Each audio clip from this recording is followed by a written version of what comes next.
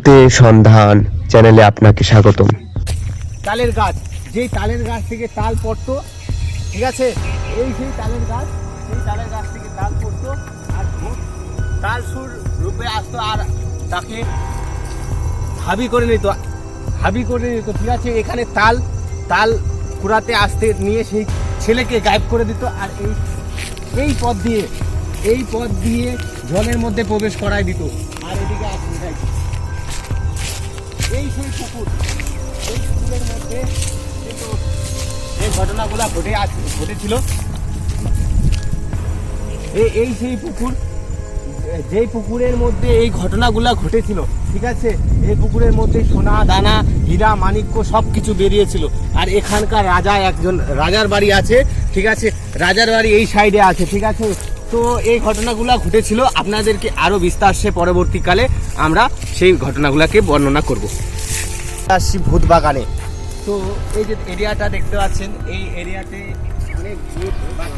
আমরা ভূতের যে জঙ্গলটা, আসল জঙ্গল, সেই জঙ্গলে আপনাদেরকে নিয়ে যাব আর তার আসল কাহিনীগুলোকে আপনাদের শোনাবো। এই এরিয়াটা দেখেন, এই এরিয়াতে কোনো মানুষ ঠিকঠাক বাস করতে পারে না আর ভূতে ভর্তি, ঠিক আছে। এই এরিয়াতে এই যে পুকুর আছে, একটা পুকুর আছে, সেই পুকুরের মধ্যে ভূত থাকে। তো ভূত কী করে সেই কার্যকলাপগুলো আপনাদেরকে দেখানোর জন্য আমরা নিয়ে এসেছি, ঠিক আছে। আমরা শুনেছি যে আগের যুগে, ঠিক আছে, আর মাত্র 10 বছর আগে একটা ঘটনা ঘটেছে যে পুকুরের মধ্যে থেকে, ঠিক আছে, পুকুরের মধ্যে থেকে সোনা দানা সোনা দানা হাবি জাবি উঠে আসতো আর সেগুলা পেয়ে থাকতো। তো এই পুকুরটা হচ্ছে সেই পুকুর। আসেন তো ধীরে ধীরে আসো। আর এটা আগে অনেক বিরাট বড় জঙ্গল ছিল, সেই জঙ্গলের মধ্যে এই ঘটনাটা ঘটেছিল আর এখান থেকে অনেকে অনেক ধন সম্পদ অর্থ পেয়েছিল।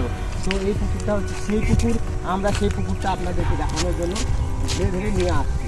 তো এই ঘটনাটা ঘটেছিল প্রায় মাত্র 20 বছর আগে।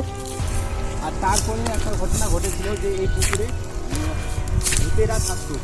তো আপনাদেরকে সেই জঙ্গলে আমরা নিয়ে আসছি।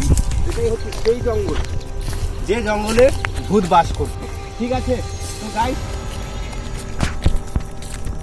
এদিকে ফলো করো। এই সেই